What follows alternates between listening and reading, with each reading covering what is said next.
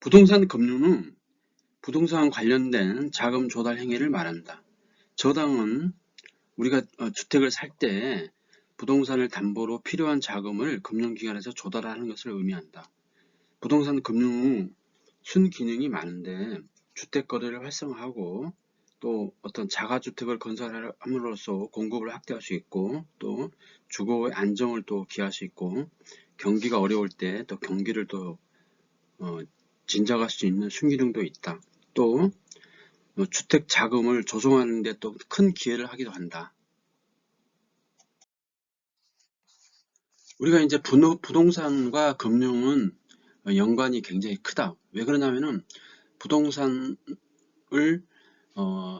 사는 경우에 보통 이제 한 7, 80%는 금융기관의 대출을 통해 가지고 그 대출과 자기 자금을 통해서 부동산을 매수하기 때문에 부동산 금융에 대해서 자세히 알아볼 필요가 있다. 여기서 대출자는 은행 등 금융기관을 얘기하고 차입자는 대출받은 사람을 얘기한다. 우리가 보통 이제 대출자 하면은 돈을 빌린 사람을 얘기하는 걸로 이렇게 많이 알고 있는데 아니다. 정확한 의미는 대출자는 은행 등 금융기관을 얘기하고 차입자는 대출받은 사람, 즉 부동산을 소유한 사람을 말하겠죠. 그러면은 그 관련된 용어를 한번 살펴본다. 첫 번째, 융자 비율. 담보부동산의 시장가치 대비 융자금의 비율을 말한다. 두 번째, 융자 원금이라는 것은 대출 시 처음에 융자받은 금액을 얘기한다. 세 번째, 융자 잔금은 융자 기간 중 상환되지 않는 융자 원금의 부분을 얘기한다. 네 번째, 융자 기간은 차입자에게 융자 원금을 상환할 수 있도록 부여한 기간을 말한다. 다섯 번째, 월부금은 융자 기간 중에 원금 상환분과 이자의 합계로 매달 대출자에게 납입하는 금액을 말한다. 또 다른 의미로서 부채 서비스하고 같은 의미로 파악된다. 이자율은 현재 우리가 지금 현재 어떤 소비를 포기하고 미래의 화폐 시간 선호 가치의 대가다. 즉 융자 잔고에 대한 가치를 지급하는 거다. 일곱 번째, 대출 금리는 기준금리과 가상금리의 합으로 나타나는데 기준금리는 코픽스 CD 금리를 적용하고 모든 차입자에게 동일하게 적용한다. 가상금리는 보통 이제 스프레드인데 금융기관별로 틀리고 개인의 연체 정도, 신용도, 거래 실적에 따라 다르다. 명목 이자율은 실질 이자율과 예상 인플레이션을 의미한다. 그리고 이자 지불 방식에는 고정 이자율과 그다음에 변동 이자율 지급 방식이 있는데 다음 차트에서 알아보기로 한다.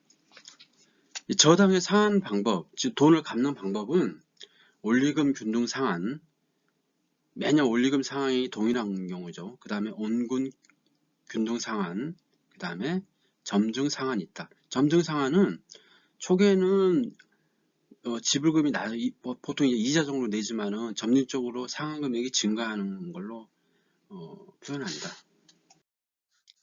그러면은 고정 이자율을 알아본다. 고정 이자율은 쉽게 말해서 말 그대로 이자가 초기에 고정되어 있는 거다. 융자 기간 동안 초기 이자의 변동이 없는 고정된 이자율을 적용한 융자 제도가 고정 이자율이다. 시장 이율이 상승 시 차입자는 유리하지만은 대출자는 이자율 유면에 직면한다. 인플레이션 발생 시 시장 명목 이자율이 상승하여 대출 기간 수익성 악화의 이자율 위험 발생이 된다. 현재 그 금리가 계속 상승하고 있는데 만약에 그 차입자들이 저금리 때 어떤 고정이자율을 선택을 했다고 그러면은 현재같이 그 인플레이션과 금리가 계속 올라가는 상황에서는 상당히 도움이 됐을 걸로 생각한다. 변동이자율은 시장 상황에 따라 이자율을 변동시켜 이자율 변동 이용의 전부 또는 일부를 대출자로부터 차입자에게 전가하는 제도다. 물론 이거는 초기 이자율이 고정이자율보다 낮고 그 다음에 그 이자율 조정 주기는 대출자와 차입자가 합의를 한다. 만약에 그 이자율이 지속적으로 상승한다 그러면은 부의 상황, 즉 이자도 못 내는 융자 잔고가 증가할 수 있고 연체자가 급증할 수 있다. 저당의 상환 방법은 크게 봐가지고 이제 세 가지가 있는데 첫 번째 원리금 균등 상환 방법이 있다. 원리금 균등 상환은 원금하고 이자하고 이게 그 금액이 합계가 처음부터 끝까지 동일한 것을 얘기한다. 원리금 상환액은 원금의 일부하고 이자가 포함되지. 처음에는 원금은 조금이고 이자가 많지만 나중에는 이자가 적고 원금이 많아지는 걸로 이렇게 구성되어 있다. 차입자 입장에서는 뭐 장기 계획이 가능하고 갈수록 이자 부담이 적어지고 원금 상액이 커진다. 이거는 부동산이 상승할 시기에는 괜찮은 제도로 본다. 두 번째, 원금 균등 상환 방법은 원금 상환분은 일정하고 갈수록 이자 부담이 적어진다. 월급은 초기에 많고 후기에 적어진다. 즉 원금은 일정하지만 이자는 갈수록 적어지는 부담이 있다. 세 번째, 점증 상환 융자는 초기에는 지불금이 낮은 수준이나 갈수록 지불은 점진적으로 증가하는 경우다. 만약에 부동산이 하락한다고 그러면 상당히 큰 위험에 빠뜨릴 수 있는 제도라고 보겠다. 그러면은 원리금 균등 상환은 글자 그대로 원리금이 처음부터 끝까지 똑같은 거다. 초기에는 이자 부담이 크고 원금이 낮지만은 갈수록 원금이 커지고 이자 부담이 낮아지는 제도이다. 거기서 우리가 이제 저당 상수라는 걸 보는데, 저당 상수는 대출 시 기간마다 갚아야 할 원금과 이자 합계를 구할 때 사용한다. 예를 들어서 아파트를 매수하기 위해서 1억 원을 대출 받는 연 10%짜리를 5년을 만에 걸쳐 상환한다고 하는 경우는 원리금 균등 상환 방식을 가정한 경우 매월 얼마씩 상환해야 할지를 계산하기 필요한 자본하는 개수가 저당 원수이다.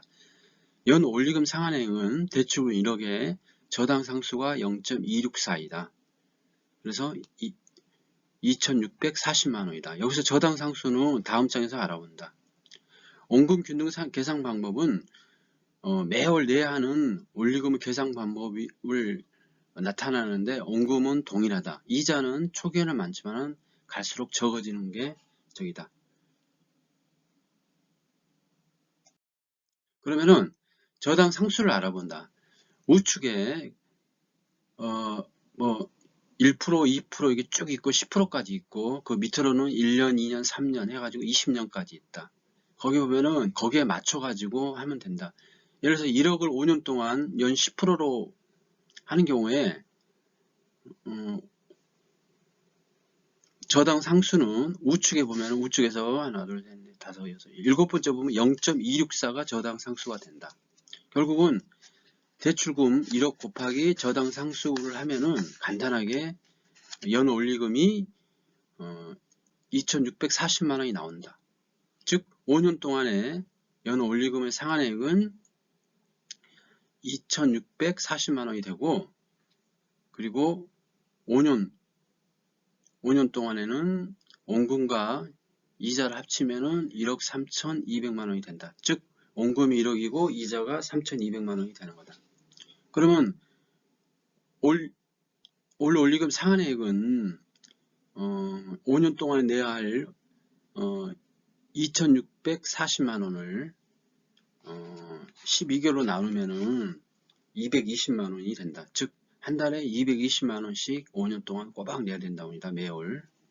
그래서 저당 상수는 참고로 보시면 되고, 이 원리금 상환액 저기는 각종 이제 포탈에 보면은 대출 금액과 이자와 그 다음에 이제 몇 년짜리 대출인가 이렇게 하면은 쉽게 알아볼 수 있게 이렇게 계산식이 있기 때문에 그걸 한번 참고하시면 되고, 참고로 그 저당 상수가 있다는 거 간단하게 이 표만 있으면은 저당 상수를 통해 가지고 원리금을 얼마 정도 부담해야 되는지 그걸 알 수 있는 거다.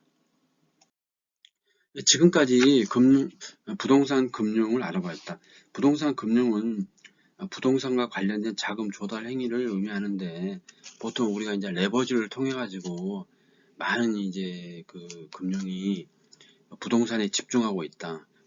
마찬가지로 어떤 부동산이 호황이나 아니면 호황일 때는 큰 문제가 없지만 또 침체일 때는 그 부동산에 관련된 금융의 이자라든지 아니면 또 원금을 또 상환해야 할 큰 문제가 생기기 때문에 이런 어떤 프로세스를 알고 그 다음에 이자 관리, 자금 계획을 세워가지고 어떤 큰 플랜을 짜가지고 뭐 연체라든지 아니면 어떤 자금의 쏠림이라든지 어떤 그런 큰 문제가 없도록 하는 것이 중요하다고 생각해서 이 영상을 찍게 됐습니다.